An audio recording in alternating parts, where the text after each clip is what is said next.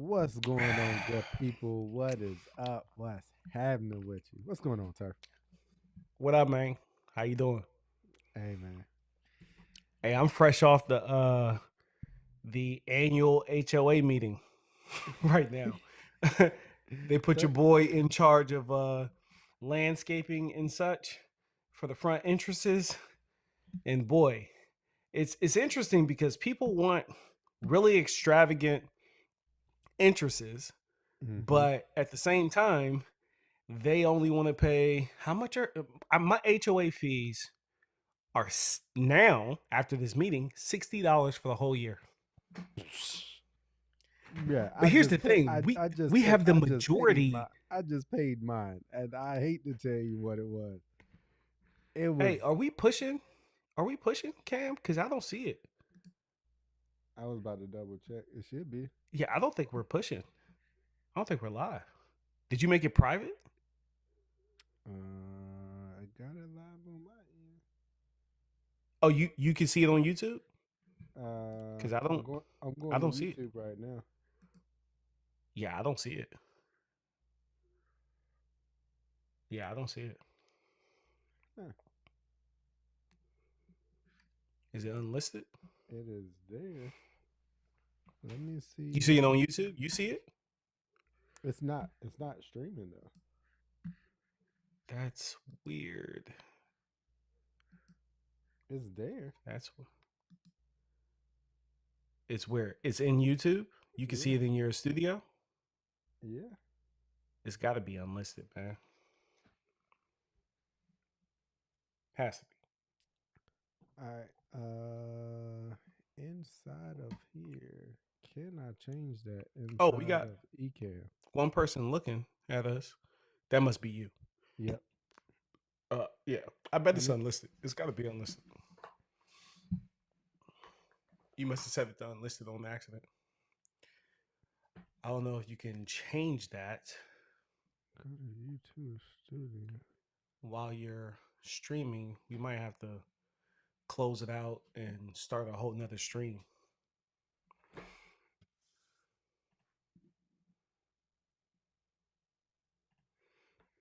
Let's see if it pushes. I just changed Hmm? it.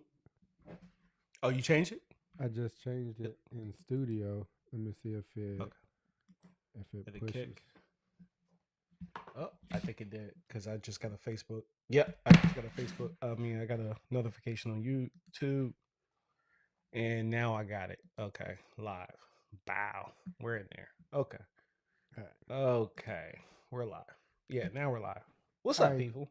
What's going on, good people? We had some stuff Technical going on in the background with some technical difficulties. Yeah, we had some technical difficulties there, but I'm glad that worked. it seems like So you we ain't are have to good. Let relaunch. me let me refresh over here.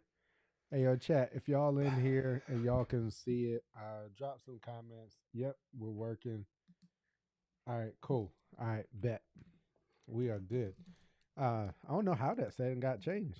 I said it like I normally do. Uh, is because we got kids. That's why. Yeah, stuff just happens. Stuff just happens.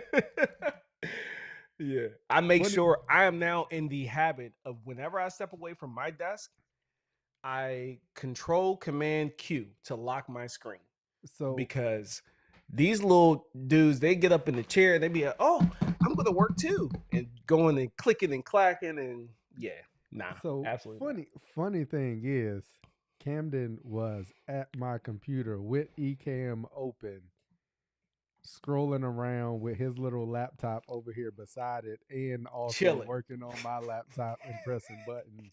And Yeah. Ecamm was open, so that might have really been what it was. It might have been because we It got might have been kids. Camden. It might have He been might have got because you. we got kids. He might have got you.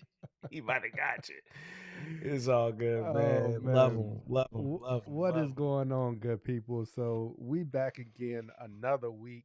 We're gonna bring y'all some more information, and as we say, we gonna try our best to keep it to an hour. And unless y'all dropping them questions in there and y'all got information that y'all need, but Our goal is to keep it to an hour while we're here. And today is going to be one of them, or tonight is going to be one of those episodes of if you are new to lawn care, we're going to give you some 101. We're going to give you some 101. We're also going to give you some background, which I didn't put this in there, Turf, that one of the things that we can talk about, but I figured we should probably just, if we're doing 101, just kind of let the people know from where we started from. Like just to Mm. kind of just to kind of let people know what we've experienced. You may see our lawns, you may see the pictures, you may see the videos and everything else. And at this point, we are 5 to 7 years into the game. So, with us being 5 to 7 years into the game, you may think that you need to be there on year one, but you don't. There's a starting point to this journey, and it is a journey. And one of the things that we always say, if you want to see results in the yard, put a solid 2 years on it. Put a Yeah. solid solid 2 years on it, and you will really, really start to see the results and things after that.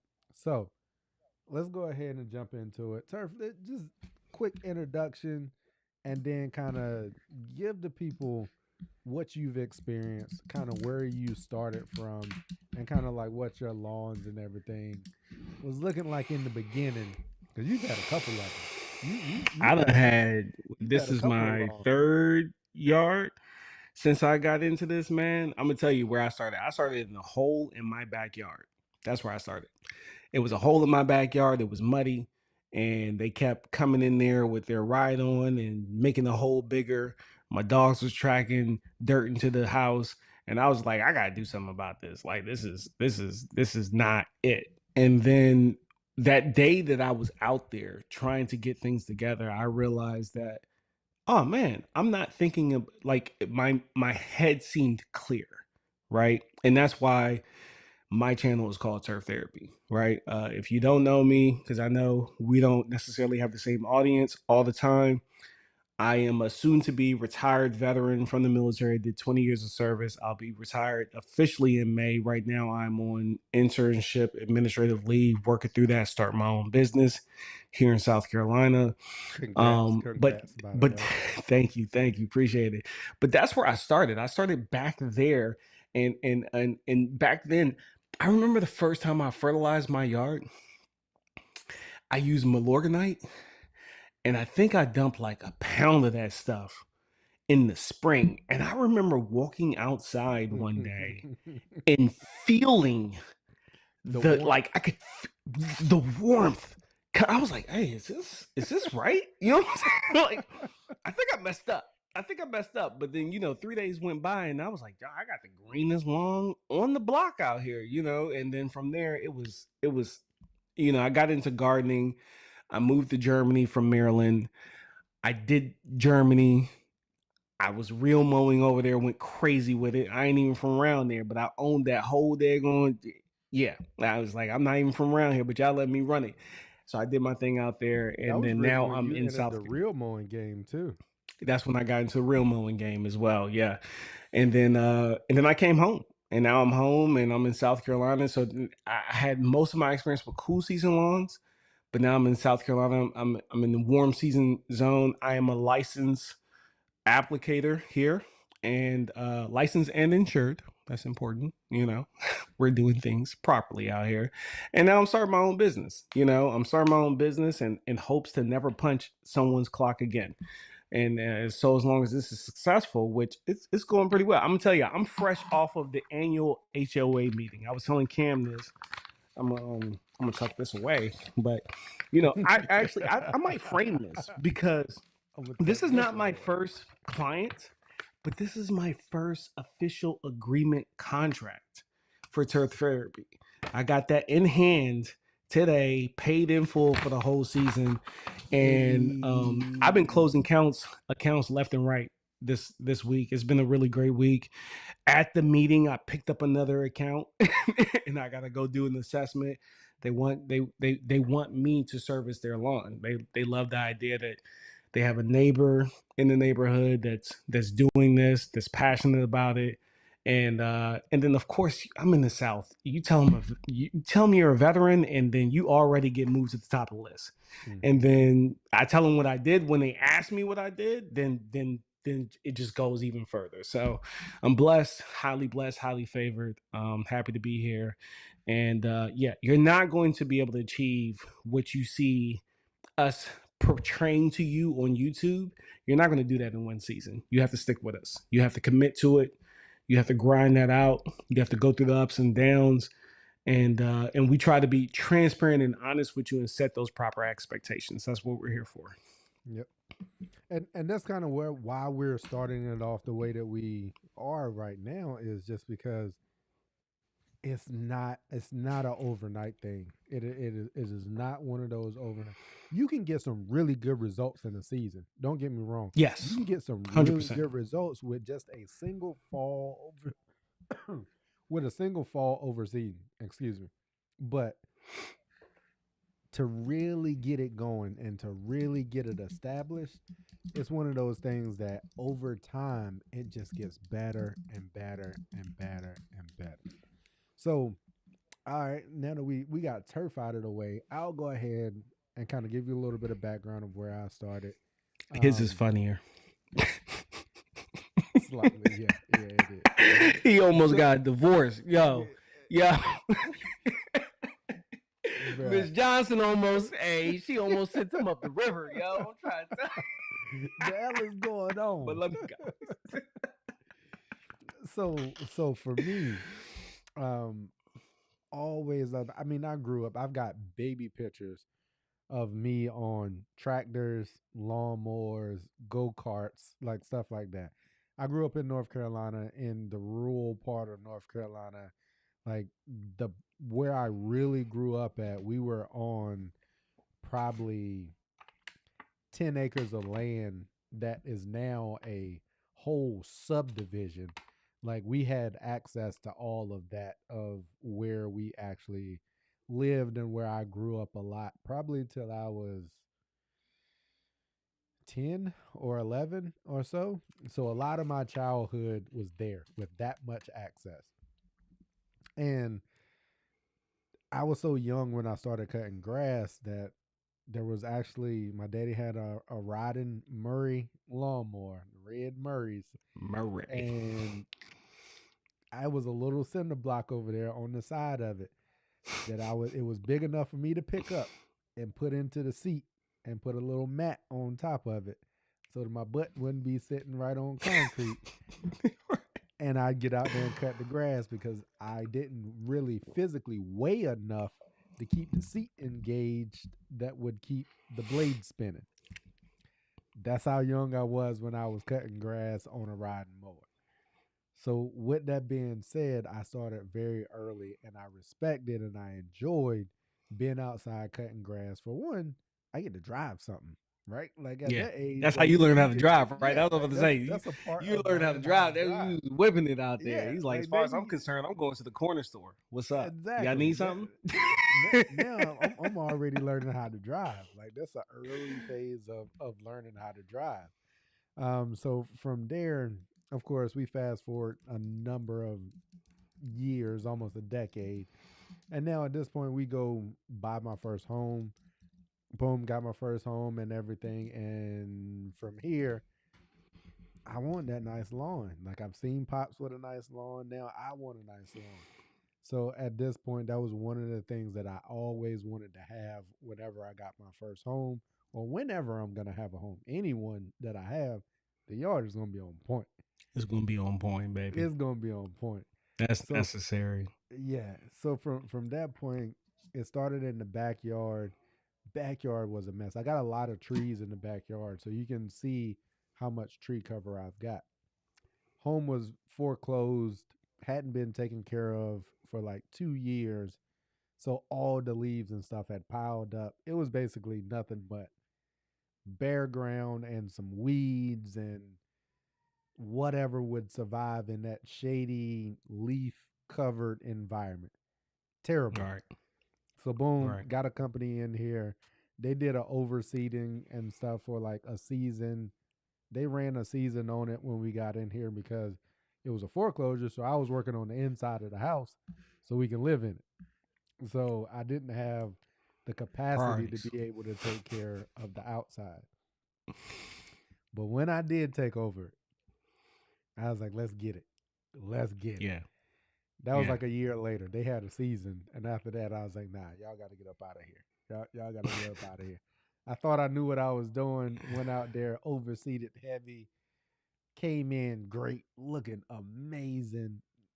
Next thing Mm-hmm. you know, slamming fert to it, everything else is growing right in the spring. Is oh Mm-hmm. boy, you couldn't tell me nothing. Mm-hmm. Then the summertime hit. Hey, what we like to call, hey, That fourth it wasn't quarter. even fourth quarter yet. It wasn't even fourth quarter. It was like late third quarter. It hadn't even hit the fourth quarter yet. And you start getting these brown spots in there, and by July, majority of that lawn was wiped out and gone. Like Gone. wiped out. Pythium came in, wiped me out. And at that point it was you either give up or you dig in deeper. And my personality and the way that I operate is I'm not gonna be defeated. So I'm gonna dig in deeper. So Mm-hmm. now I went and started reading, researching, reading articles, reading stuff from universities, backing all of that up with solid data, information, studies, research over years of time. And then we just start building on it from there. Now you just get more and more of that information and you just keep it going. You build on that knowledge base. So that's kind of how we ended up here.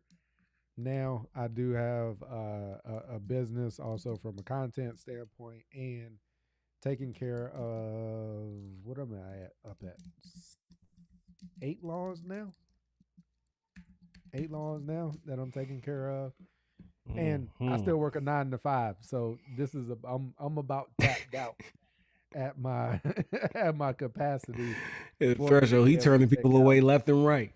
Yeah, and that's the He said, thing I'm that I trying to get hate him is that because cam package. And they like, and he like, nah, I yeah, can't. I can't. I just can't. I can't Can't, do it. Which man. is for me, it's a tough place to be in. Like because Yeah. that's my passion.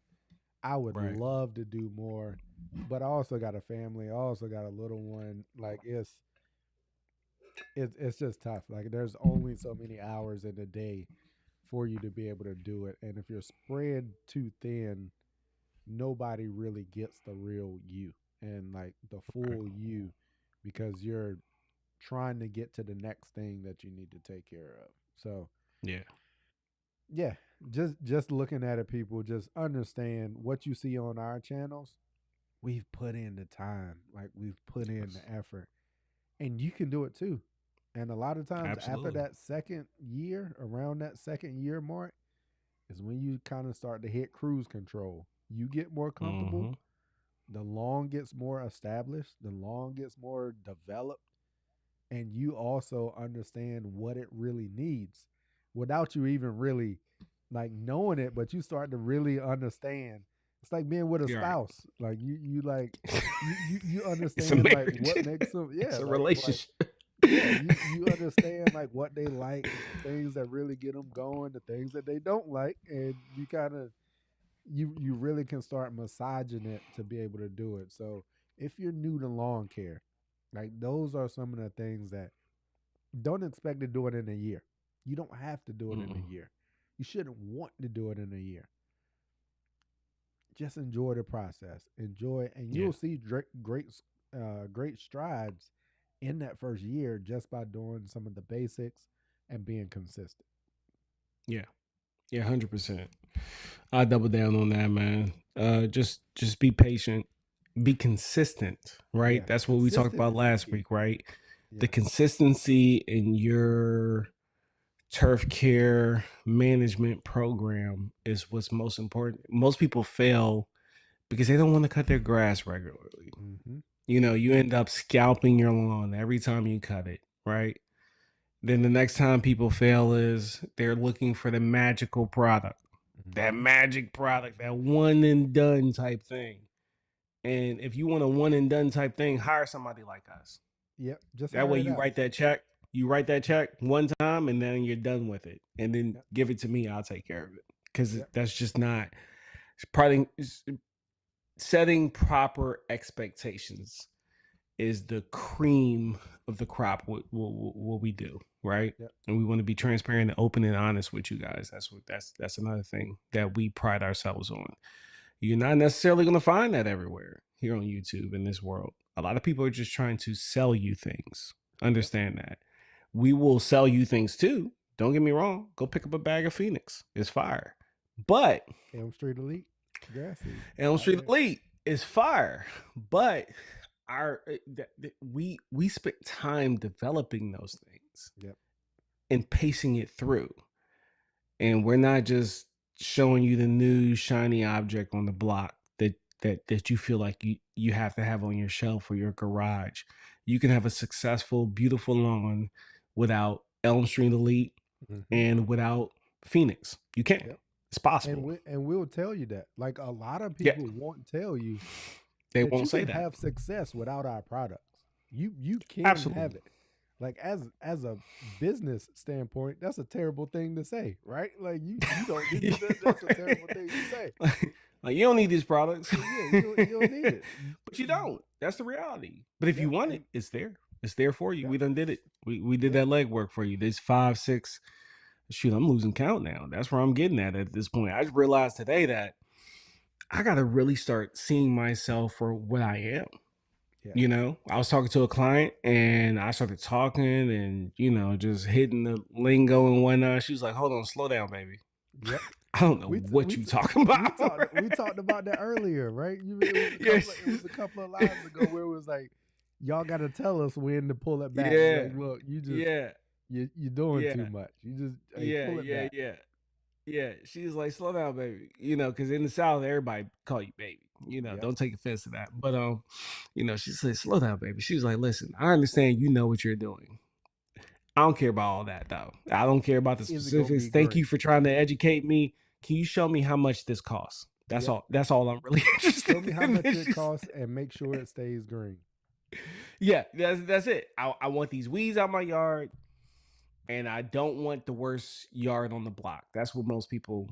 That's what they're looking for, and I'm here for it. But I do try to educate, just like we try to educate you here. We're here because that sets proper expectations. But I love it when I have a client where they're like, "Here's the keys. Here's the keys. Just take the keys." And just go do your thing. Like I've heard you talk for 5 minutes. I've understood 20% of it, but I'm very impressed with you. Just do what you do.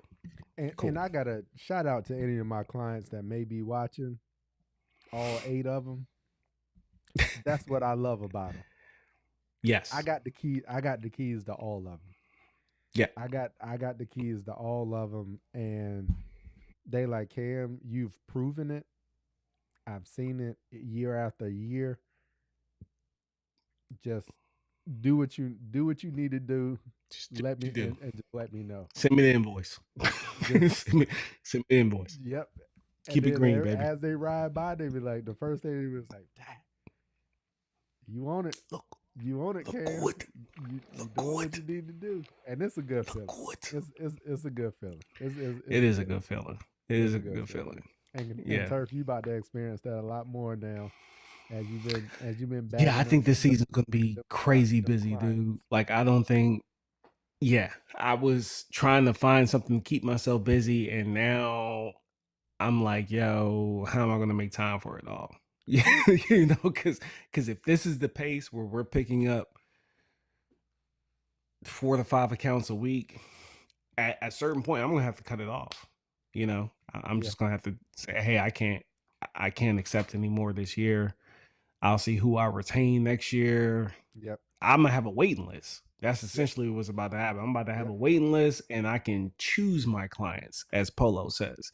Yep. You know, shout out to our brother Polo. That's one of the Polo. things that I've always done. We're gonna get back to it, people. We're gonna get back to the new to lawn care. But I just want to give my man Turf his flowers right now as he's starting his business.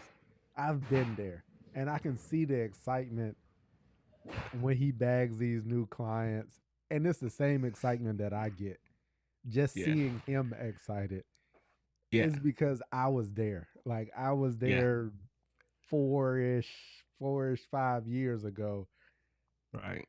And I remember jumping in the chat, got another one, got Got another him. one, got another one. And then it gets to the point where it's like, yo, they just flowing in. And it's like, You shoot, gotta turn like them away. I can't I remember the season that I did all of those aerations. I lined all them aerations up and the Mm-hmm. ride on wasn't available. And, And I had to I and I was like, had to "Oh, do this your rite of passage." and I had to That was do that like first time Cam had three to walk behind them. He had to I walk had to do behind the like air. three, I think I had like 3.5 acres total of Yeah, aerations to do yeah, with a walk behind. yeah, With a walk behind. yeah, And it was hot. That's it. Boy, yeah. it was hot. That was y'all know what I did the year after that, right? I went Bought and bought him my an air. I, went, I ain't fooling with y'all no more. Y'all, you know what I'm saying? I I was rent like, this no, joint 2 weeks ahead, 3 months out, and y'all still no, don't have what I need. no, You know, that's no. that's that's not I it. went and bought I went and bought me an aerator the following no, it didn't even make it the full year. Aeration was in September-ish. I bought a new one in January in the off season. I was like, yo, I'm not doing this. Never again. Yeah. All right, so we're gonna jump to if you got any questions. If you've got any questions, anything, drop them in the Drop chat. them in the chat. We will be answering those live. What's up, Tony? I see you in here. What's going on, Tony? Um, I'll go ahead and pop this question up. We'll go ahead and take a look at this one before we jump into the next topic. A lot of homeowners focus on the day-to-day seed, but not the follow-up. That's Mm, yes, that is facts. Preach. very true. Preach. What does proper assessment program look like from day one through the following spring? Yeah, so when you're looking at it from a establishment standpoint, day one is making sure you get even before day one, picking a quality seed. Like I've preached it, I've said it day in, day out, till I'm blue in the face. Your lawn can only look as good as the quality of the seed that you start with. That's it. Preach. It has limitations. Every seed has limitations.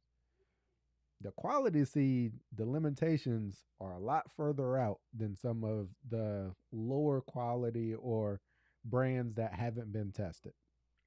We won't get into brands and stuff like that, but a quality seed, you will tell the difference, and the seed choice matters. So Mm-hmm.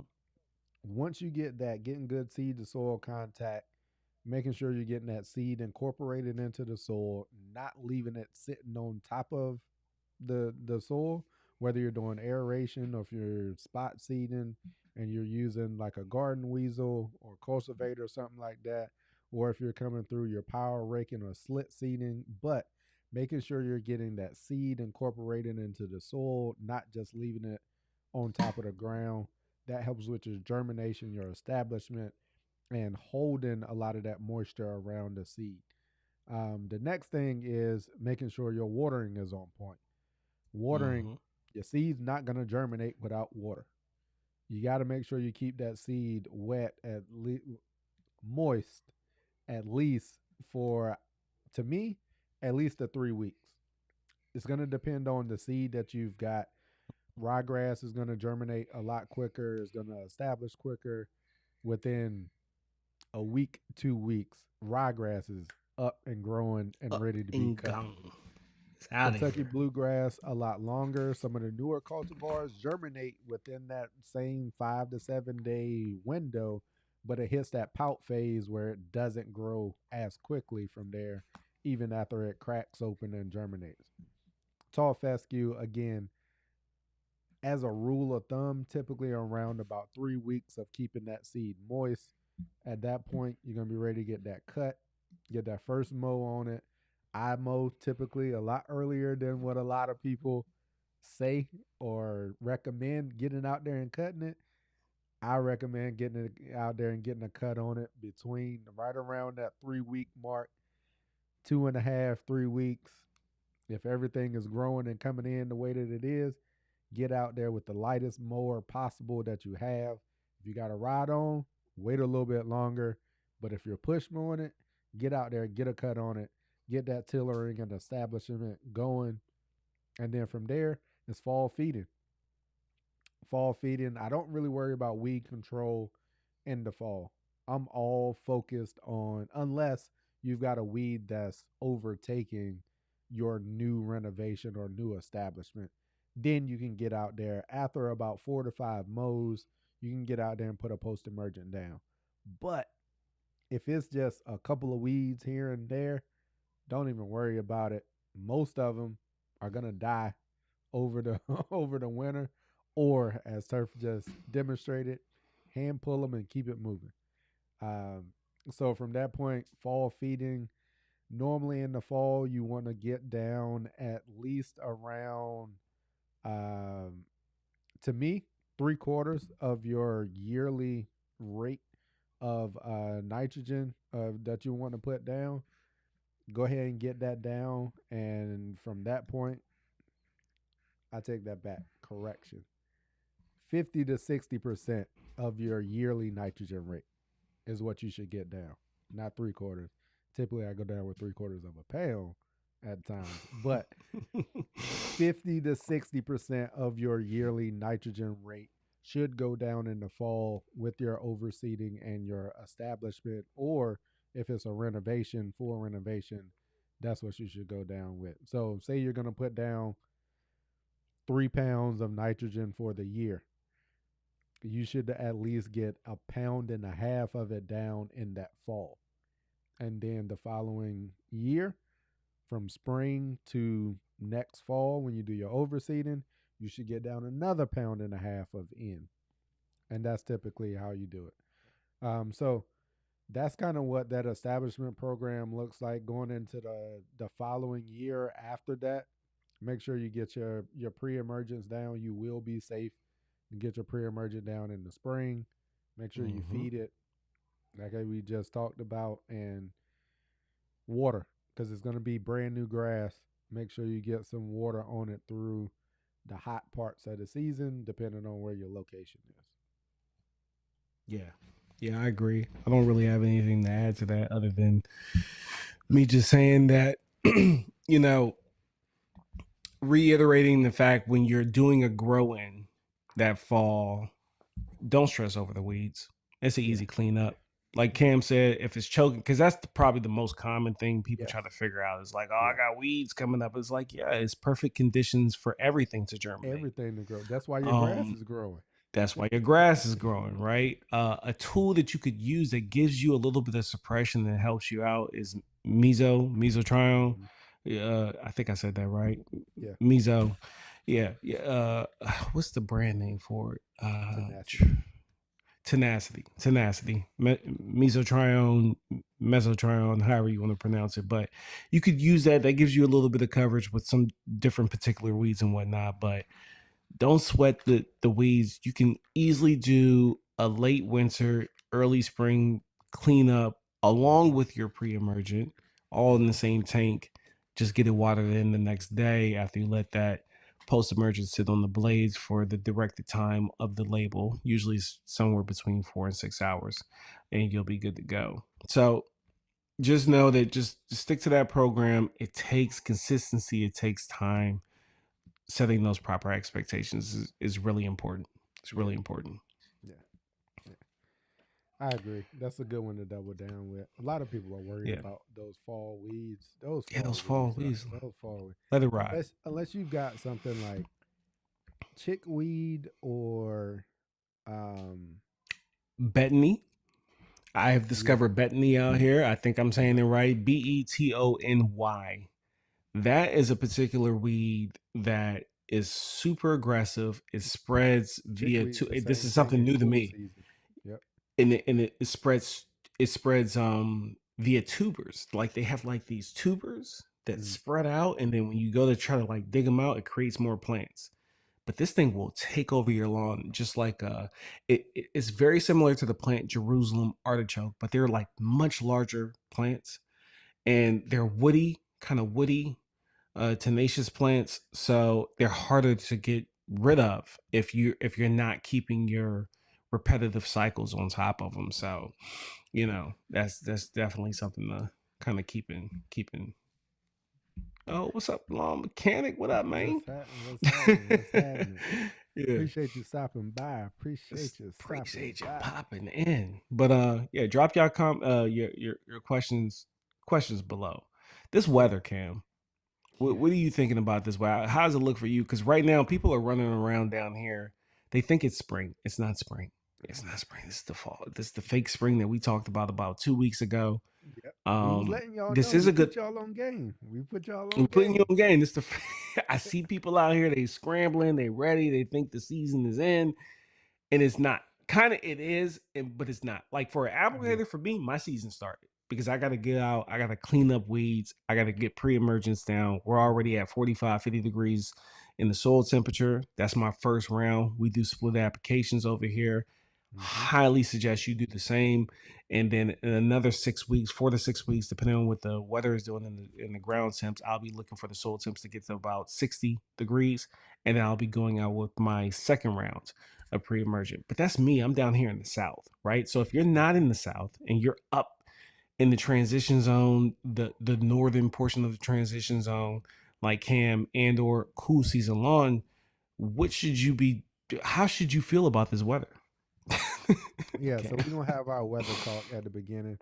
Hey, Ryan Nor, Ryan DeMay, we're gonna steal the weather segment that y'all used to do also on Nora's podcast. We gonna have the There you we go. gonna have a weather segment. We have a Um weather set. uh so yeah, I mean the weather fluctuates, right? It's gonna be very dynamic based on your location. Um but if you are up this way, some of the northern climates, some of the northern regions, I'm just now seeing my lawn for like since the past 3 4 weeks. I am just Today was the first day I saw my front yard. I just saw my front. It's probably been a month since I've seen my front yard. So we're not there yet, right? Our soil temps aren't there. It's still Soil temps are still cold. We're not quite there yet, so we still got some more time. We talked about greencast in some of our episodes prior to this one. You can check your soil temps and everything on Greencast online. Monitor those and trying to make sure that you're getting prepared and you're watching those. But as Turf said, down in the south in that lower transition zone and below, or middle transition zone and below, I was talking to my moms and them today in Greenville, North Carolina, and it was 70 degrees today. It was 70 It degrees was beautiful. yesterday. It was beautiful It today. was 70 degrees Beautiful. yesterday. So Beautiful. last week when we were doing our live, y'all remember what I told my pops? I told him to put his pre-emergent down last week. He put it down last Friday. They got rain that started late Saturday night, Sunday. So now his pre-emergent's already Oh, we watered got that in. same rain. We got Yeah, that same and rain. That's why and I did my 3 acres. When that's I why did you my did three your other acres, clients. yeah, I timed that 3 acres right around it because I was like, yo, this is not irrigated. This rain is coming in. And Mm-hmm. I felt uncomfortable pushing this client so much, but I need to stress to them like, look, I'm looking at the next 14 days of the weather, And it's going you're and gonna get that especially when spike. you're dealing with non-irrigated properties. We had a half an inch coming. It was perfect. And I Mm-hmm. just stressed to him, I was like, look, if you're going to do this, I really need to get this application down because I don't see, like, we got a 1/4 inch coming, but really you're going to want, if you're looking at a forecast and you're not irrigated, you want to see at least a half an inch of rain in your forecast to properly activate pre-emergent barriers, Mm-hmm. period. If Because you're not getting at least you a may half an not inch, get that full. You may not get. You really need like a 1/4 inch, but you may right. not But get when you like see a full 1/4 inch, that doesn't mean that you're going to get Yep. all of that 1/4 inch. Yep. That means the whole area might get the 1/4 inch, but Yep. your particular home, might not get it. So when you see a half an inch, you're like, okay, yes, I need to go for it right now when you're not irrigated. So it was, which is what I saw with my pop, which is what I saw with my pops. And then yeah, the following week, which is this week, I saw that like 3 days was gonna be in the 70s. yeah, Soil temps are gonna jump. Like jump. soil temps, they were already soil temps last week was already at like 40, like 48 ish. So Mm-hmm. you add on 3 days or 2 or 3 days of 70s, yo, that soil temp was It's gonna gonna jump. jump. And It's going and to jump. then And then even when you see dips, right? Like, well, yep, for go me, ahead. next, I'm holding this Yep, daggone pen. This is my kid's pen. Even when you see dips, yep. it's about the trend, right? And that's why Yep, we love greencastonline.com tools, the soil temperature, because you can look to see what the 5 to 10 year average was. And even if you're dipping low, just know that when you look at your counter, you see those air temps, they're still continuously going up. You're good. Go for it. yep. Go for it. Especially Go if you've for it. got rain. Especially if you've got rain. Especially if you have rain. Yes. Especially if you've Take got advantage so of that free water. yeah. Especially if you need to get products that need to be watered in, send it. Send it. Mail If it you're in. non irrigated, or at this point most people don't have their irrigation turned on this early in the season, but you start to get those temperature spikes, right? Which is also one of the reasons why we're going to get off pre-emergence. We've done talked about pre-emergence for a while, a couple of Right. episodes, but it's important. Like it's It's one of important. the This is the time to get it down. Like, this yeah, is your sweet if you're not already, if you're in the South with me, get it down now. Get your first yep, split application down now. If you're in the transition zone or cool season zone, get ready. It's yeah, coming. yep, It's yep. coming. And I think we Be- belabored that horse. yeah, because We beat if that you joint look at down. it, right, like a couple of those, all right, yeah, it spikes up, and yeah, it may dip. People try to time it perfectly, but this is why we say do a split app, right? You go early, make sure Mm-hmm. you don't have breakthrough, and now you're Mm-hmm. playing catch up. But if Yes. you go when you do the split apps, you can get it down early because you know in the next 30 to 45 days, you're going to be coming back with your next app to make sure that it's going to push you through the rest of the season. So Amen. now you have least opportunity for that breakthrough, especially because oh, I waited, I was trying to time it perfectly and all of this and that. No, And then your kids don't get sick and you can't get outside for a whole week. a And next thing week. you know, you done miss your whole window. And next thing you know, now you playing catch up. Like now you playing catch up. You behind for the rest of the season. Yeah, So yeah. that's why they call it What a about pre-emergent. You get it down before. People like pre don't before it pre emerges? before. All So right, I so was hollering at one of my friends, my landscaping friends here in the area, and I went to go pick up some chemical, and I was like, yeah, I gotta go spray these 3 acres. It was right before the weather had came in, and he was like, man, I can't spray anything right now. He's like, actually, can you go spray this yard for me, XYZ? I was like, why can't you spray? why can't And he said, I was not prepared. You know what he did? He did not prep any of his equipment. All his pumps froze, broke when we had that freeze come in. yeah. Yeah. So he had to pass a couple of accounts to me that needed to get Mm-hmm. done because I got the boom sprayer now, right? Mm-hmm. So with that being said, when we're coming into this spring and we're looking at what needs to get done, equipment you may need and how to prepare your equipment for this lawn season is Mm-hmm. really important, right? So if you have not checked, if you didn't prepare and you got this crazy weather, you You might want might to go want to check go it. check on it. You might want to go check Especially if on it it. was sitting in a uninsulated shed or Yes. garage or something like that. Because Yes. Or me all for of my zero turn, I keep my zero turn, my skag, it stays outside now. It's too much going on in my garage. you And gonna put even it once I out. get You my gonna put the garage skag together, outside now. I yeah, well, I keep it covered.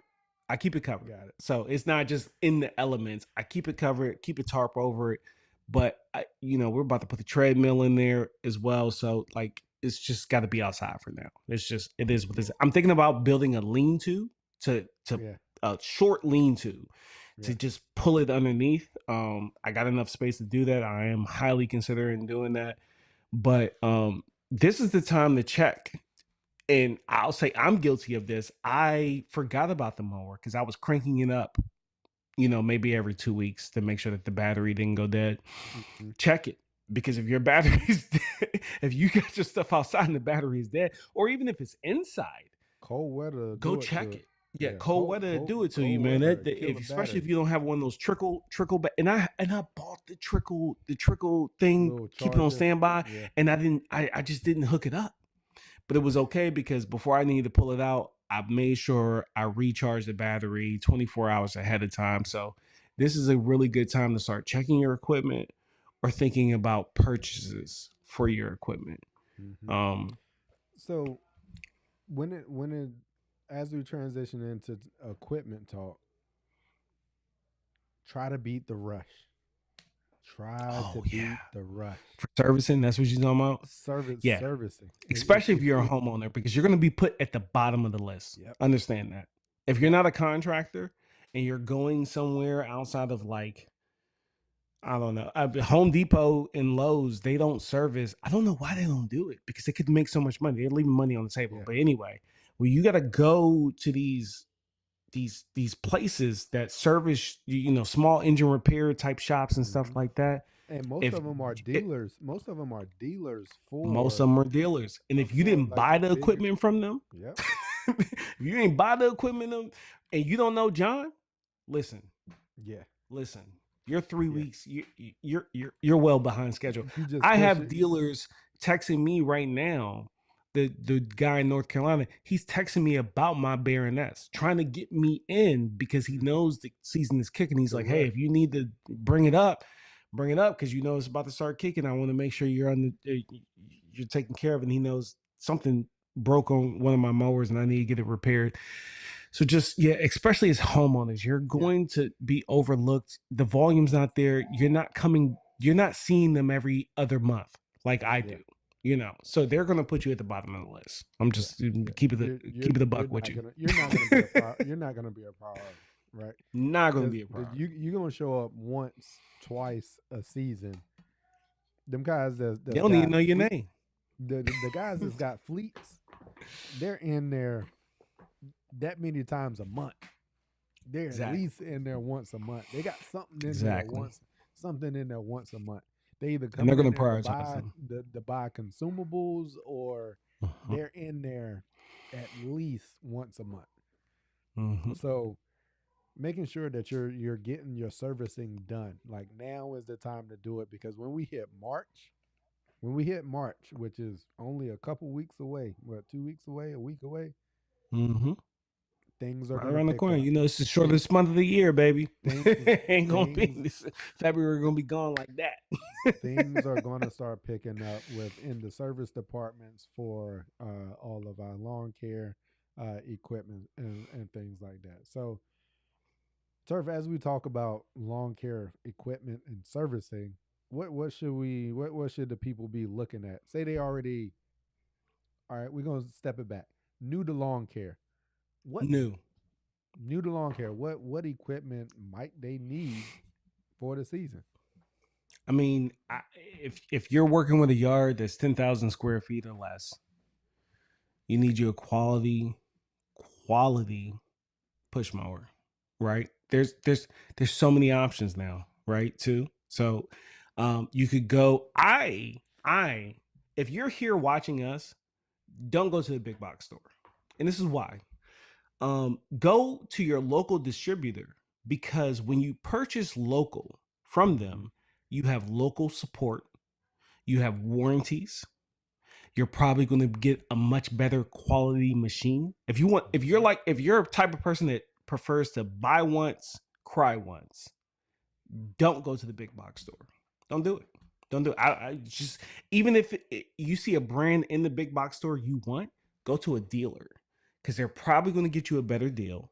They're going to automatically give you the warranty. They're going to register it for you. You don't even have to do that. You know what I mean? They're going to automatically submit it is going to be built on your account, and now you're establishing a relationship with them, and you'll see some cool things that you didn't even be like, oh shoot, I didn't even know this was a thing. You know what I mean? Like, oh, let me go do this. Like, that's what I recommend. Go to your local dealers. And they're gonna have it documented when it comes like this time next year, when it's time for you to bring it up and get that servicing done. They already got it. Matter of fact, this is a good example. Today, I did not have my chainsaw with me. I knew I needed a new chain. I could not remember the bar size. I just walked in there. I was like, pull up my account, Turf Therapy. Okay, cool. That chainsaw I bought from y'all, I need another chain. And he was like, oh, yep, CS 590. Boop, got it. Boom. I'm out of there. I don't even have to remember what my bar size is. I thought it was a 24 inch.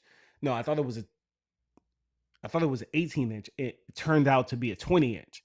And they were like, yeah, nah, we got you. So buying local at your distributor, skip the big box. The three essential things I would say that you want to spend good money on, especially when you're dealing with 10,000 square feet or more, is going to be that mower.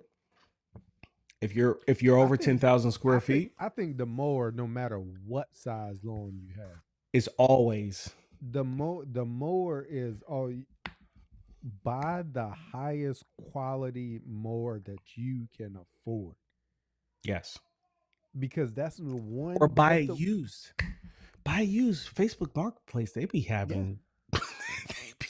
Hey, I done snatched up. My trailer came off Facebook. That's where my 9010 came from. That's where my first saw came off of Facebook Marketplace. I wish I could get a 9010 out here on Facebook Marketplace. Hey, I got Cam on the red alert for that joint. We gonna have to arrange that. All we gonna have to do is say, you just sell me the bread, or we'll link up whenever I get it. I'm gonna just buy you one, because they got them jokers floating around here. The crazy thing is, I saw a brand new one on there for like $650, $700 the other day. Wow. So you know what I'm coming to terms with the equipment.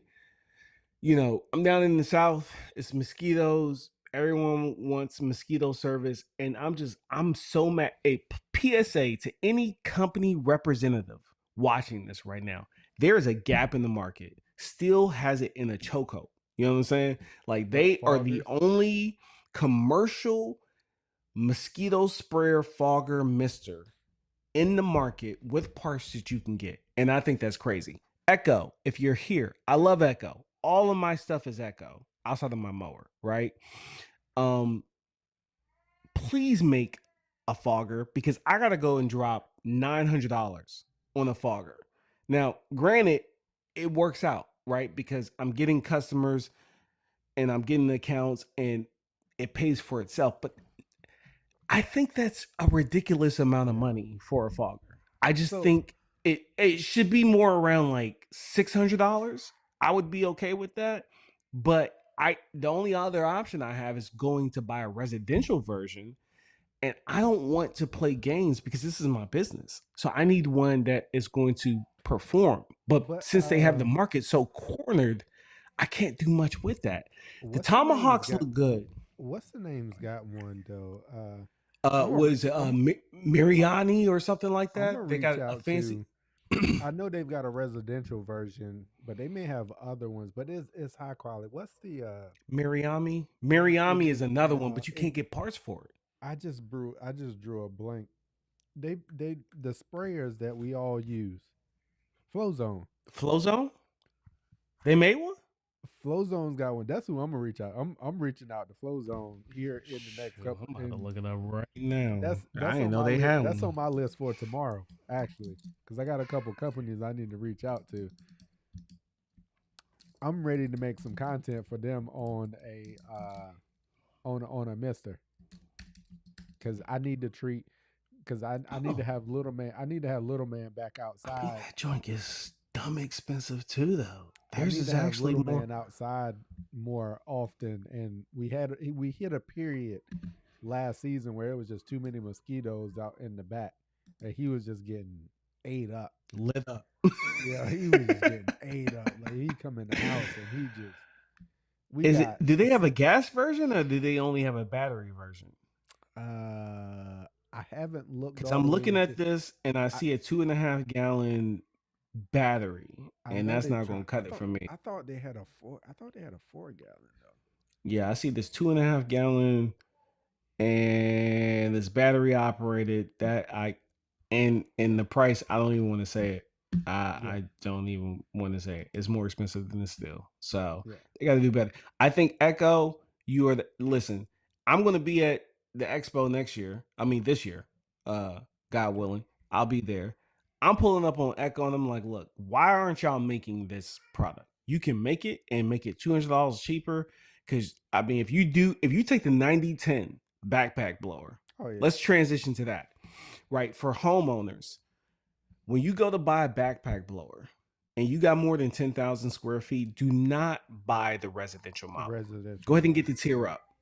Go ahead and get the tier up. You ain't got to get a top tier commercial. You ain't got to get a top tier commercial. But you at least need to step into the commercial line. 100%. You can get bottom grade commercial line. I think Echoes start at the 5. What is it? The whichever the one I have. I don't know. The one that I have is the one. That's the one. I don't care if you got a small yard. That is the one. And it cost me, I think it was about $400 for that blower. But I'm telling you, I don't care if your yard is 5,000 square feet. You buy that blower, you're gonna be super happy with it. Super happy with it. And then the warranties on them are insane. They're insane. They're like 3-5 year warranties. There's no reason. The 580T. The 580? Yeah. Okay. So the 580 is the one I have. That's the one.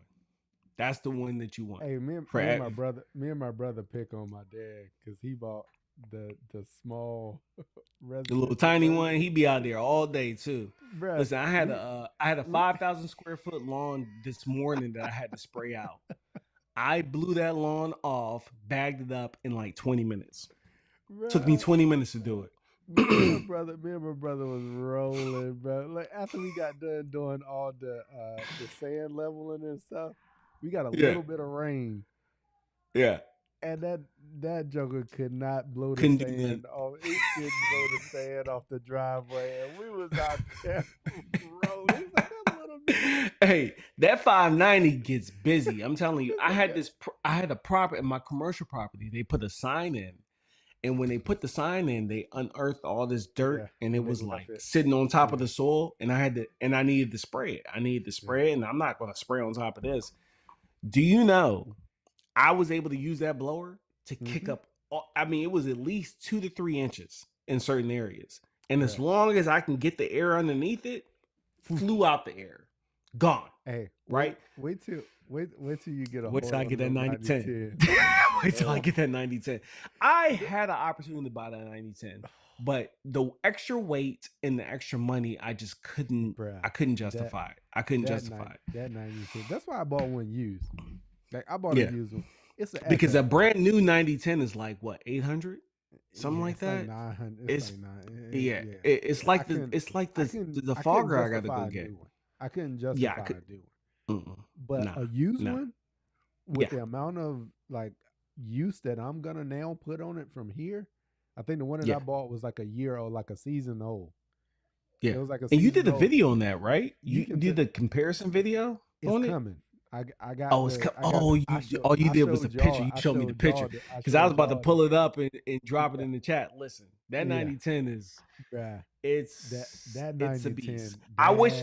So when I did the 3 acres and I had to move around all those leaves, the whole time I was blowing, I was like, I need to buy the 9010. I need a 9010. I need the 9010 for jobs like this. I need the 9010. Wet, dry, heavy. And it wasn't that the 590 wasn't enough. It was just that I knew from what you showed me with the 9010, I was like, because I had to spray in the dark. And I'm glad I put the lights on that Skag. And here, free information, I actually enjoyed spraying at night. The wind tends to be a lot calmer. And when I make turns and passes, I can see my tire tracks so much better because I'm not competing with the sun. And you also The see the only reflection. Oh, you also I see the see the reflection of the I wet, see the reflection the wet exactly. versus the dry. All of that. I was like, Yep. shoot, I'm more confident spraying in the dark because I have these See, lights. So little cheat I code for y'all. I had people telling me that I was crazy for spraying in the dark. Nah, I I won't will cut take grass in the spray. dark. I can't do that because you're gonna miss something. Spraying in the dark, I will cheat take code. spraying, especially once you get established and comfortable with Mm-hmm. the area that you're spraying. And it's not like unknown first time I'm spraying it and I'm spraying it in the dark. I But did if it you unknown first time, and I yeah, was super. I was spraying that yard, and the light was out, and that was the first time I sprayed that yard, and then that property, and then when I got to the front end of that property, because I want to spray myself out. It's like mm-hmm. painting yourself Yep, out of the corner, right? start in the back and Right. come Start to in the the back, front. and I work myself up. When I got to the front, it was dark. It was dark. Like you Mm-hmm. couldn't like all the lights were. It was pitch black dark, but I got the lights on the skag, and then when I ran it, I was like, oh snaps! I the whole time I was doing it, I was like, trust your equipment, Yep, trust the yep. process. Cause I'm looking like, shoot, I don't know if I'm like, did I miss something? I don't, I just kept telling myself, trust the Trust it. process, trust your equipment, trust your pacing. I had my little mile per hour speedometer there, making sure I'm keeping it between 3.5 mile per hour and 4 to make sure I didn't run out. But when I got to the front, it was like, oh yeah, oh yeah, I'm good. we're I'm good. And then Yep. I felt confident. Spraying at night made me feel confident about the rest of the property because I was like, oh Mm-hmm. yeah, we're good. And I had marking dye for the first 2 rounds because I need to load up. I only got a 30-gallon boom sprayer, so in order to do 3 acres, I have to fill that up 3 times, just Mm-hmm. to be safe and get the proper coverage. The first 2 loads, I had dye in it, and that's what kept me safe during the day. At Mm-hmm. night, though, I was like, well, shoot, I can't see the dye anyway. I'm not about to waste no Yeah, money, yeah. It ain't waste gonna the make no money and put it it in ain't gonna there. make no So difference. I just took it out. But I saw better at night than I did during the day. I love spraying. I love spraying at night. Yeah, I spraying love at it. night is the cheat code. I love it. Yeah, I love that's it. the cheat code. I For can see one, so the well. to me it's also the wind. Like the wind is The almost wind, yeah, typically wind the super wind is calm early typically in the morning. Like non that's why I went out this morning. is I was typically out spraying at 7 in the non-existent morning. at that point. It's non-existent unless you got a storm coming in. Yeah. You know what I mean? But Other if you than that, even for me, because you shouldn't be if you see 10 to 20 mile per hour gusts, you should not be out there spraying. no. And I had to tell my customer, one of my customers, I was supposed to spray her yard yesterday, but when by the time I was able to get there, we had gusts coming. I mean, it'd be calm for a little while and it would fool you. You'd think, oh, okay, I can go ahead and I'm spray. good. And then like 2 minutes would go by and then the wind would come through. And I'd tell her, I was like, listen, you see these trees moving? If someone comes out here to audit me and I spraying this, I'm in trouble. And you see all your lovely landscaping that you love so much, I want to reserve that. Yep. I don't want this MSM in the tank. I could cook all this stuff over here if I get Yep. a strong enough drift. And she understood that. She was like, to be honest, I'm glad you said that because before I got home and saw you here, I was thinking it was really windy and I was thinking, were you still going to spray? And she doesn't know anything about lawn care, Yeah. but she was just like, it's super Logically, windy just kind of today. thinking about it. It just doesn't make sense. She was Yeah. like, if I would have saw you out there spraying, I would have probably let you go.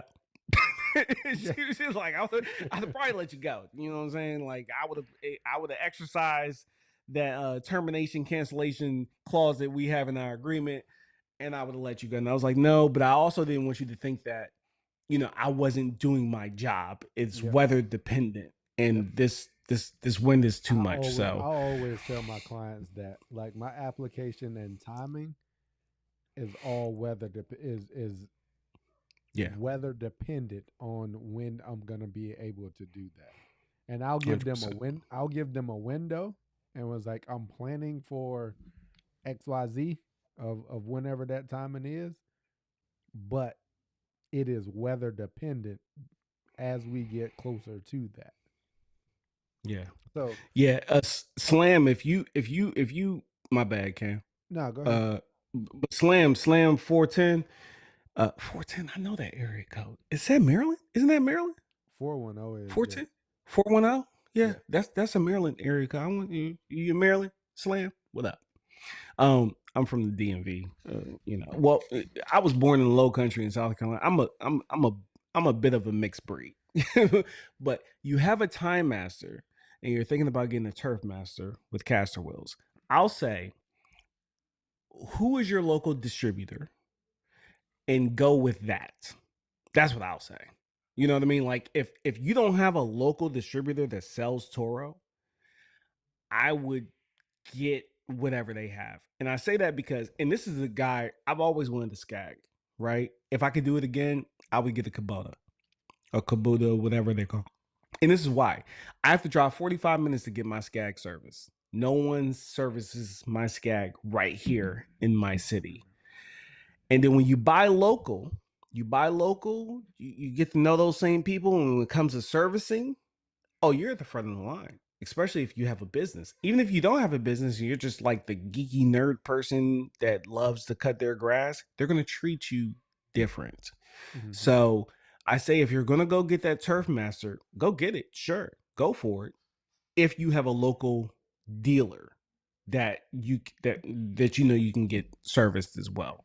You know what I mean? And if you go in there and they don't have that particular brand, hear them out. Husqvarna. I mean, there's a lot of great mowers out there. Look for, especially if you're going for a zero turn, look for solid decks. Decks that if you can't stand on your deck, not that I say do that, but the deck of the mower, the one that drops up and down. If it tells you do not step, then don't buy that mower. If you're a buy once, cry once type of person. Mm-hmm. That's how you can. That signals a really quality, a high quality type mower. Yeah. So I'm gonna say Baltimore. Yeah, body more. Yeah. Yeah, So I'm gonna say right here. All right, we talking equipment. If you're new to lawn care, we talk quality mower. That's item number one. Buy the highest quality that you can afford. Next thing is you're gonna need a trimmer. You're gonna need a trimmer. They've got the attachment ones where you can go the combos where you can go trimmer, edger, having those together. That's the second thing that you're gonna need. I would say the third thing that you're gonna need is um, blower. Blower and the sprayer. You'll need your blower and your sprayer. Sprayer or spreader. I'll say that. Or sprayer. I'll both. say Either or. You can do both. You can do both. Right. I would say if you're new to lawn care, I would probably say spreader. Yeah. And then I would go with the Echo RB60. Yep. That's going to be the best bang for your buck. I think it's an RB60 is what it is. It's going to be the best bang for your buck. Yep. Getting into a spiker. We love spiker. We're team spiker. Love it to death. We understand that residential. But new to lawn care, I wouldn't recommend that one right off the gate. Nah, I get that Echo RB60. I believe it is. It's a really good strong price point, and it's got pneumatic tires. I love that. That's the spreader I'm going to recommend to you. If you're new to lawn care, it's not going to be any of those other brands. The one I'm going to point you to is Echo, 100%. 100%. And then trimmer, same. I'm team Echo. That's why I just dropped it in the chat. I love Echo. I love Echo. I love their distributors. I love their warranties. I love their products. That's the one right there. 150. Get you in the door. Go ahead and spend the extra money and get it. It's worth it. It's worth every penny. Yeah. Really, I think they could charge $250 for this, and I would still recommend it to you. Yeah. Be honest. I say right here, if you're looking spreader, that's where you go. So that's the one. A quality mower, trimmer. I would say for the homeowner, a combo kit. Because then at that point you can get, for average homeowner, I would say get you a combo kit. You can go mower, trimmer, edger, and boom, you got that right there. And then your spreader. So now you can do all your mowing that you need to do. You can do your fertilization that you need to do. You can also take care of your pre-emergence with your spreader. You can go granular for your first year. You can get your pre-emergent taken care of. You can also do your pest control with your Accelerprin right out of that. In a couple of episodes ago, we talked about the combination products. Lebanon Turf has got one of those combo products to where you can get down your pre-emergent, your fertilizer, and also get down your pesticide for your grub control all in one. So from a equipment standpoint, I think that is where you start. Start there. That allows you to be able to take care of all the things that you need to be able to take care of to get your lawn season off to the start that you need to be able to do. Um, so we've already talked through most of the topics. We're going to get to the last topic that we're going to talk about before we get ready to wrap this up. And it is, what are the first things that we're going to do when we get out into the lawn? We talked about one of them already, and that was pre-emergent. We belabored that one a little bit, even more tonight, because it's really go time. It's time. It's time for a lot of areas that you really should be getting your pre-emergent down. So first activities a lot of time is pre-emergent. What I missed? I'm laughing because I initially just thought about how you and Polo was bullying me about the drop spreader. You know what I'm saying? Like, Oh, yeah, and then we I got did. Slam 410 in here talking about I use a Scotch drop spreader at the moment for seed, and I have the Spiker hand spreader for fert. Hey man, get it done. I'm with you, but I'm just let you know, Cam ain't with you. He gonna clown you. You know what I'm saying, for using that drop spreader. You know what I'm saying? They think we, you know what I'm saying, like they don't respect the drop spreaders. They just don't. They violate. They will violate you. You understand? That's what they did. Polo and Cam violated me over that drop spreader comment. Yeah, we drug and you they still across, will. We drug They you still across will. the coals. We drug you across the coals on that drop spreader. So yeah, that just took me back. That just took me back. The only time for drop spreaders in in my book. Look at him. He laughing. He can't keep it. He can't even hold it together. He can't hold it together, chat. He can't even hold it together. He can't even hold it together to get it out of his mouth. The You know what I'm only saying? time for drop spreader to me, He gonna violate you. I'm telling you. doing my edges, and if Flow I'm doing zone. I'm doing That's a what you want. really small, and I'm doing a really small area, like when I seeded my test plot, it's like 500 square feet, and that spiker throws, and I think it's probably 11 feet wide, maybe 10 feet wide. That spiker easily throws a 12-foot wide swath. So it would not be, even the hand spread, even the spiker hand spreader or bag spreader throws like a 12-foot wide swath. So with that, I had to go with a drop spreader and do that. That was the right tool for the job. I will come in for my edges and I'll use a drop spreader. If I'm spot seeding a lot of areas, I'll actually use a drop spreader because I can just fill it up and just walk to the areas that I need to spot seed, and I can just pass across it a couple of times and my seed is down. But other than that, I ain't got no use for no drop spreader. Give me my broadcast and I'm rocking and rolling. Shoot, I didn't even know they had a new one. We had a question that came up about the what spreader to use. They got, look, Flow Zone. Go with Flow Zone, right? Yeah. I'm about to order this right here. I didn't even know. Listen, buy once, cry once. Flow Zone, and I'm dropping a link for it. You don't have to buy it from Pete, but we love Pete. Pete supports us. He's been a extremely just like over the moon mentor for us. So we like to support him. So if you can, and if you buy it from Pete. I just dropped the link in there. GCI Turf Academy. They got the Flow Zone Typhoon 3.0. This joint looks sexy. It looks really good, and I need another sprayer because I'm running.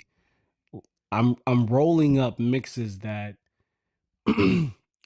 especially when it comes to centipede here in the South. Centipede is really sensitive to MSM when it's actually actively growing.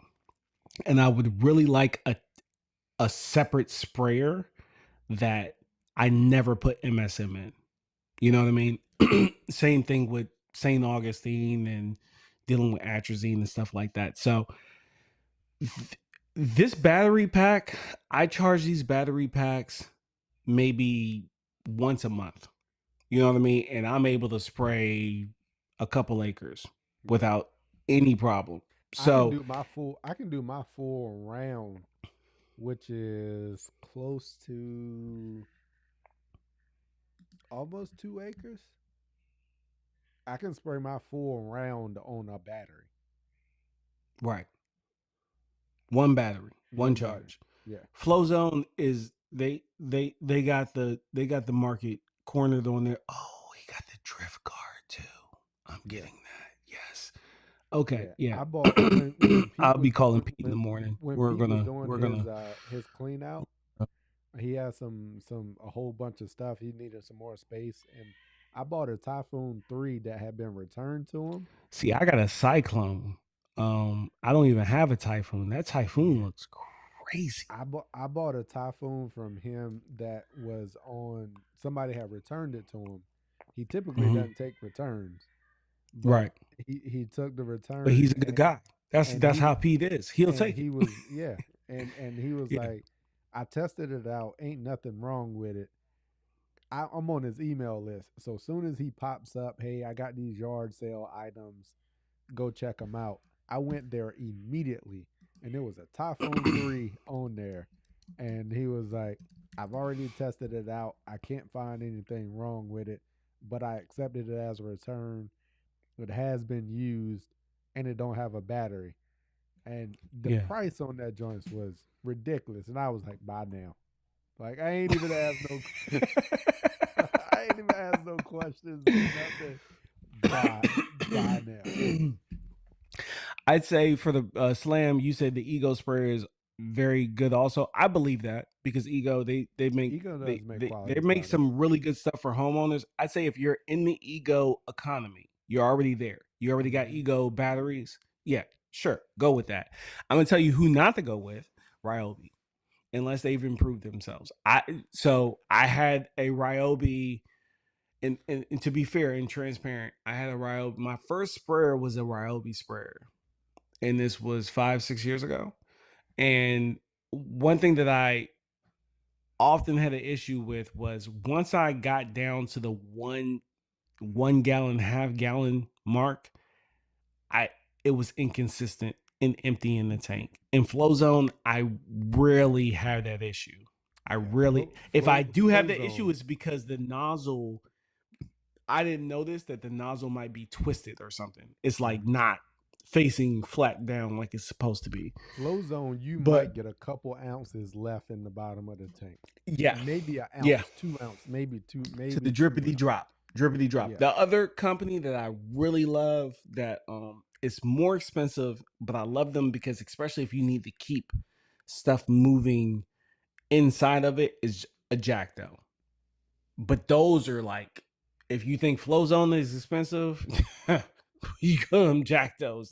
They're crazy, but they have like these cool things like they got the beeping pacing count that helps you keep your pace count. You can use that. It's a little bit more technology built into them. But if two brands that I'm going to choose and recommend is going to be a Flow Zone and a Jackdo.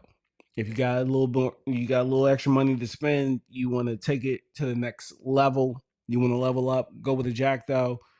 If not, go with a Flow Zone. Flow Zone is going to be. And listen, here's the thing. No one's paying us to say this.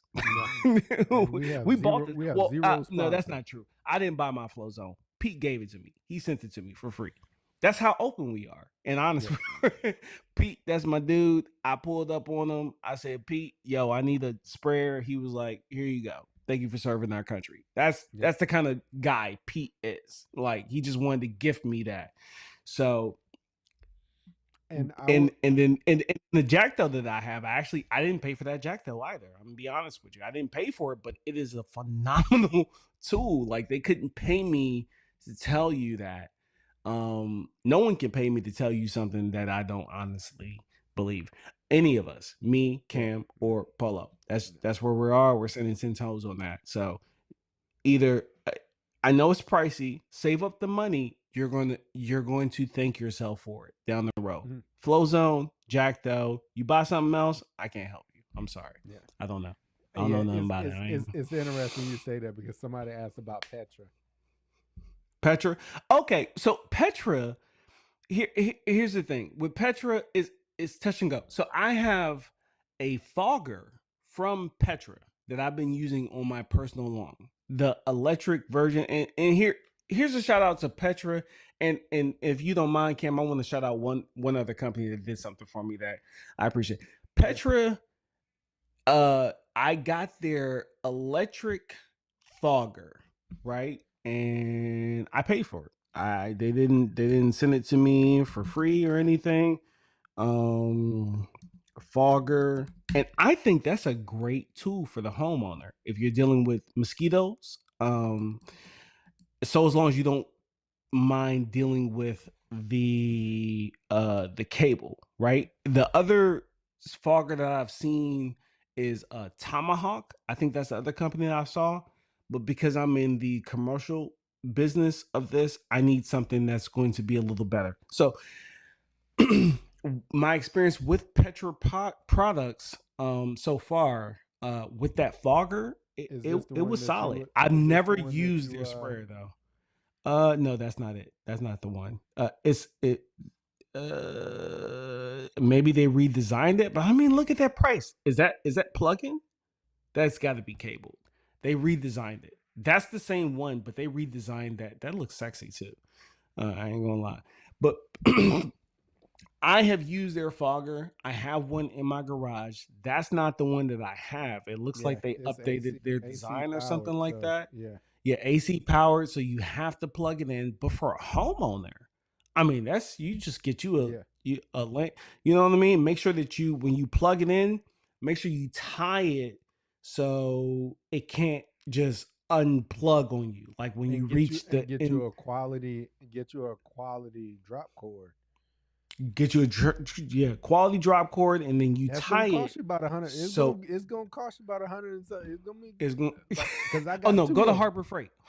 Go to Harbor Freight and get you a drop cord. I got 2 of them. That's where you're gonna save you. That's where you're gonna save your money. So this right here, this ULV fogger, that's not how mine looks. But I'm telling you, if it's of the same quality, it's there. It's solid. It's solid. I just can't use that. And it's an American company, family owned. I can't use that for my commercial properties. But that right there, I have been using that for the past year and a half on my own personal property, and it will get the job done. And that's a great entry price point. I've never used any of their sprayers, so I won't speak to it. I just can't because I've never used it. I'll leave you with that.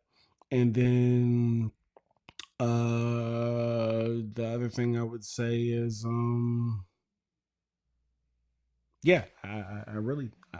don't think there's really anything else to say on that. The Tomahawk backpack foggers, those are great. Well, they seem great. I don't own one. I like their price point. It's gas. If you don't want to go with the electric and you want gas, look up the Tomahawk fogger backpack sprayers. I started to buy one. They're more for residential use, so I didn't buy one. I need it for commercial. I have acres that I'm dealing with out here, so unfortunately, I have to go and kiss the ring to Still and give them $900 for their backpack sprayer, which is It's crazy, but yeah. When even it though comes, it's paid for within the accounts that I'm getting, I just really have a hard time giving them that money. Like that's yeah, a band, dog. Like that's a whip. I can go get a Honda Civic. You know what I'm saying? 96 Honda Civic for that's some wheels, man. yeah. Like I just feel like they're When it comes really to looking they at like sprayers, flow zone to me hands down. I know Ego makes quality products. I have seen some Ego battery sprayers that are out there. Haven't had the opportunity to use them. So hey, Ego, if you're trying to do some business, pull up, hey, you can pull pull up. up. Um, Yeah. So but as long as you're open to honest feedback, yeah, yeah, pull up. yeah, yeah. If you So with if you trying to even sketch with this thing out and give me a whole little yeah, thing to nah, say, not no, gonna happen. don't pull up. We're No. not doing that. Yeah. Even with flow zone though, I do have their 2 gallon, their swappable tank. That So swappable tank, that looks I yeah, that's have their cool. swappable tank, and y'all will start seeing that a lot more this season as I'm treating the test plot, the iron cutter test plot. Small Yeah. one there, and also Cause I Poa can ain't gonna be no problem in that daggone and Bermuda, I'm gonna have baby. That makes you feel yes, good, don't I can keep it. I'm gonna have to keep them you need some applications MSM, separate. bro? I see you I'm, some. I'm gonna have to keep them applications Cause I separate. got that joint in the court right now. I got the Yeah, big boy bottle right. yeah, Right. yeah. Yeah. So I'm gonna have to keep them applications separate. So you will start seeing me using. I've got the 2 gallon swappable tank. Shout out to Pete. We worked together. I brought a whole video and all of that on that swappable tank. Loved it. Like so Yeah. that's something very different, something very unique that Flow Zone has with those swappable tanks, especially y'all with those smaller lawns, right? 2 gallon, you got a 2,000 square foot, 2,500 square foot lawn. This is that like that is your go to. You don't really have to have a 4 gallon backpack sprayer. And my battery just died on my On color your box light, here. I saw that. On my color Look, box look, here. it just shifted, and That's the we're new over time. But I do want to say this before we get out of here because we need to get out of here. We got families. yeah. We got loved ones. We got wives that's going to kick us in the face in the morning. But we do Hey, this for you. We love you. mine You know what I mean? mine is tapped out. I put the little man to bed. I did all of my responsibility. Oh yeah, no, everyone's asleep, but still, Oh yeah. you know, yeah, Yeah. yeah, you know. But I will say this. As far as and this is a question that I had when I was spraying, and I would spray a tank out, right? And then I would be finished with my application. And I'd be like, dude, what do I do with with what's remaining in the tank? Well, first thing is calibration, right? So don't load your tank with more than you need, right? Second thing Yeah. is spray out your neighbor's yard. You empty that tank. Don't go just spray that. Pour that into. Do not pour that into a storm drain. Don't do that. You know what I mean? That is hyper illegal, right? And Yeah. you don't want that coming back into your own home. But maybe just if it's fertilizer, just spread that thing out. It'd be all right. But if Yeah. it's pesticides or herbicide, something like, you don't want to over Don't double apply. back. Don't So double back so on those. don't double back. Just go ahead and extend. Your neighbor, they ain't even care. They probably won't even notice. Just go ahead and spray that thing out. Finish spraying it out. Maybe find. I don't want to tell you to do that, but just get rid of it in a in in a in a in Responsible. a And responsible way. That's the word I'm looking for. In a responsible way. That's what you're going to be looking to do. And then on top of that, you hear Cam and I talking about tanks, swapping tanks, having separate sprayers. I do use a tank cleaner. A couple of different companies sell them, but I use the when I use you the Lesco one. The I Lesco use is the a good Let's one. Go tank I use that. It's a powder kind of wettable granule Yep. thing. You put that in there, shake it up, and run it through there. But guys, when you have, so I have to carry insurance to spray, and I don't want to file a claim. Right? Like, you know what I mean? As soon as you file a claim, that insurance goes up, right? So I would much rather make the investment, the $300 investment, and have dedicated tanks to certain things and certain yard types and ease me. I'm still going to use my Lesco tank, what is it called? Tank cleaner or something. Or neutralizer. Yeah, I think it's called tank cleaner or something like that. It comes in like this 1 quart bottle, white. Yeah. I go get it right now and show it to you. Look like some pre-workout. Matter of fact, let me go get it. I'm gonna go get it. I'm gonna go get it once I get done with this little spill. Go get that and you use that. I'll pull it up for you. Okay, it's good. It's good for your yard. I mean, it's good to clean your tanks. That's solid. And then that's really it. You know what I mean? Like, you could get multiple tanks, but you still need to make sure you're cleaning it. And I saw, I think it was who was it? One of he's been in the chat all night, but he was talking about like leaving stuff and it getting clogged up in your sprayer. So right now I have a mix in my 30-gallon tank. And then when I went to go turn it on to go out and spray a yard, excuse me, that's it right there. Tank cleaner. That's what y'all want. Yep. Look at that. It's what, $12, 36 cents. Yep. Read the label. That's it. And if you can't make sense, here, cheat code for you. If you can't make sense of the math for your small backyard sprayer, take a picture of it and put it in ChatGPT and ask ChatGPT how much you should use for your 4-gallon sprayer. It's going to tell you. It's going to nail it.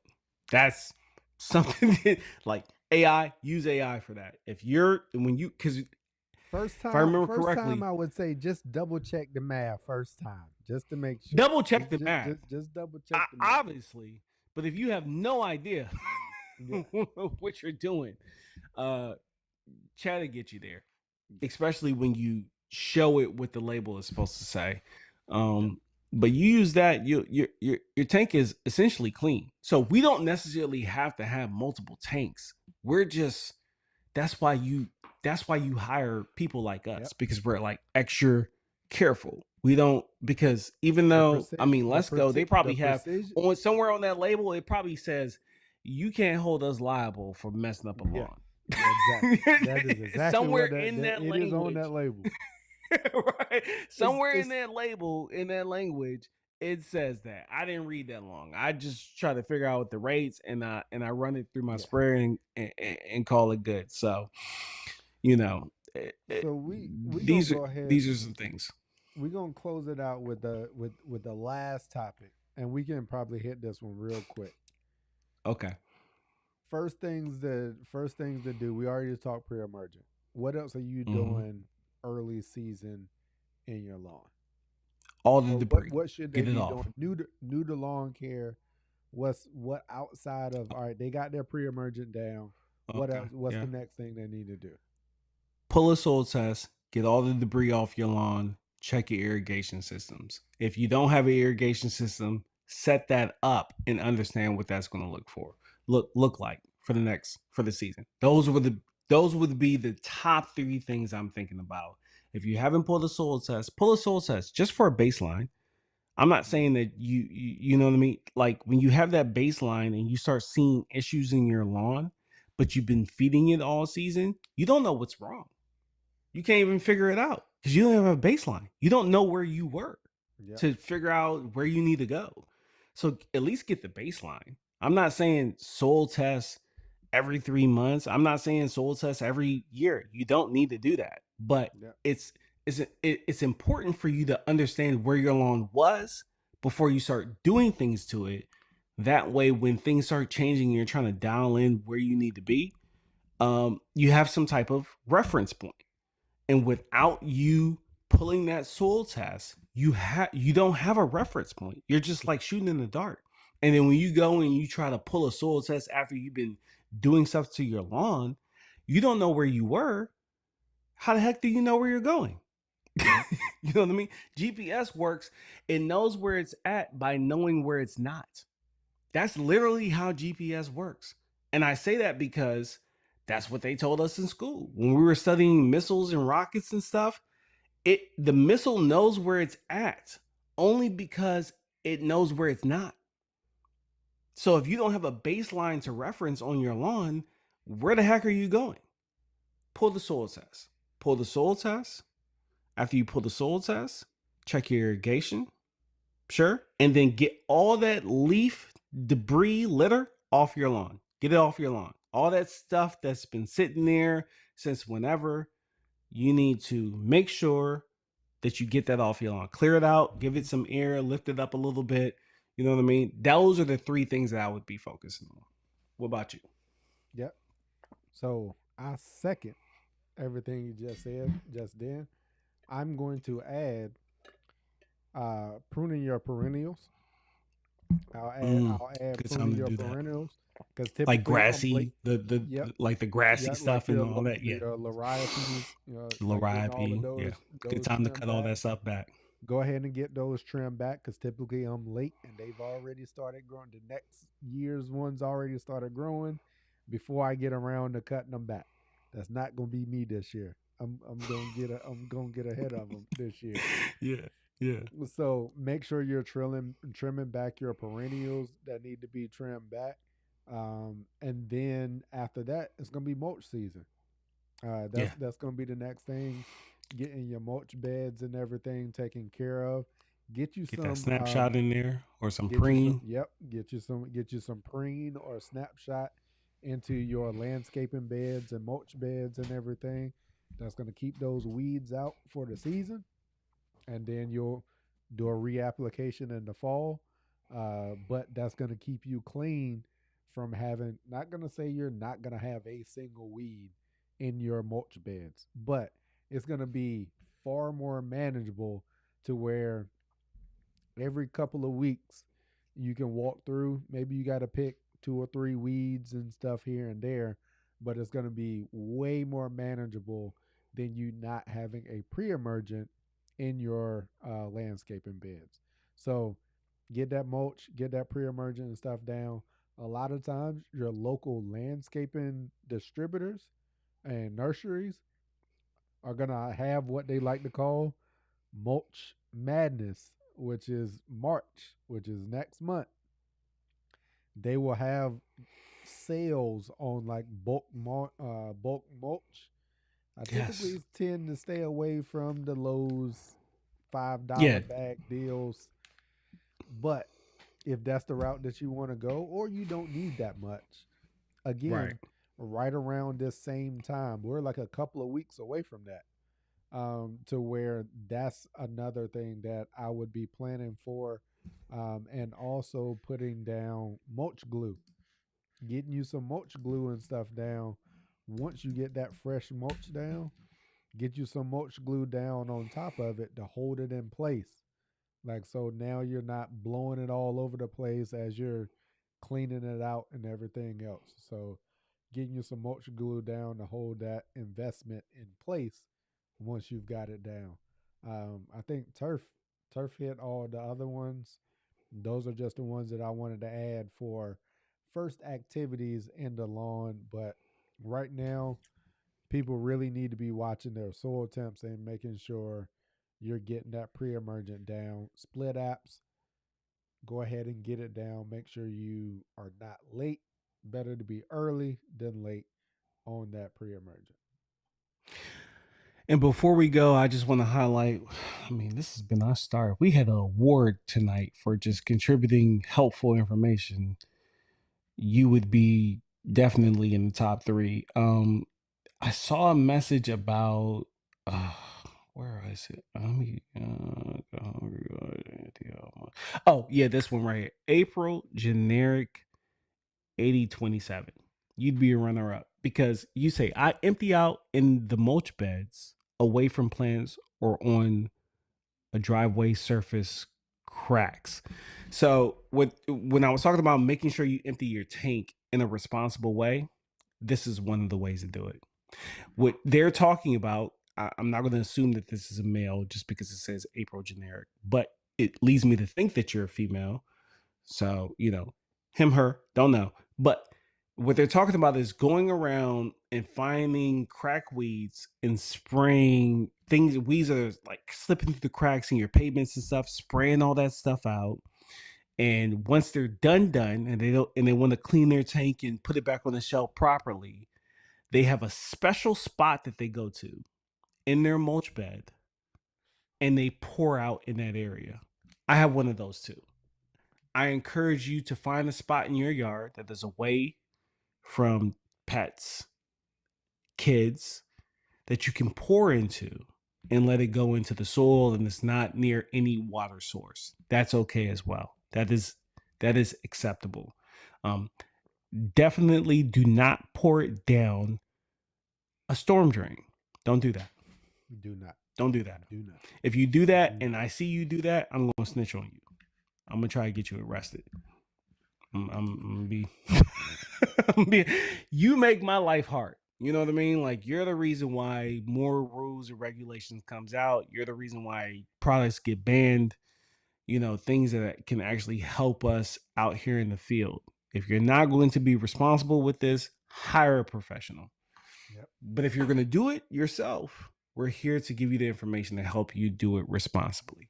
So I like that. That was a good recommendation. Good, just like little 2-bit that they threw out there. I appreciate you. We appreciate that. Yeah. And on top of it, I think that's don't record it and post it. Also, yeah. Don't do that. Read the label. Label is law. Okay. All right. Y'all still hanging around in here. I'm looking y'all at in here. It's like y'all is eating it up. But we got to get out of here because I got a little one upstairs. I'm sorry. We got to go. That is now crying. I would love, like, if it was 3 years ago, we ride out with y'all. Hey, we 1 in the morning. Ride out for another 2 hours. But pull up. You know what I'm saying? We either here on Elevated Lawnscapes or we're on Turf Therapy. And then at some point, we're going to get Polo in there. He's going to host eventually. We're going to get him to host at least once a year. Because, you know, he worked for the mob. So he got stuff. He got mob ties. He got to do his thing. He raising the first female president of the world over there. He's got him a winner. Our brother over there is doing things. Well. You know what I mean? So we're holding it down for him. And if you haven't pulled up on Polo, please pull up on Polo. Like, if you're talking about, and this is in no disrespect, he knows this, but if you're looking for someone that gives you things in layman's terms all the time, but it's good quality information all the time, which is probably why he has more subscribers than both of us now, which is crazy because when we met him, he had like 100 subscribers. Because he knows how to reach the people. He knows how to reach the people. So if you're looking for someone that's going to you're like, hey, yo, Cam and Rob, they just be doing too much. I don't know what the heck they talking about. I be confused.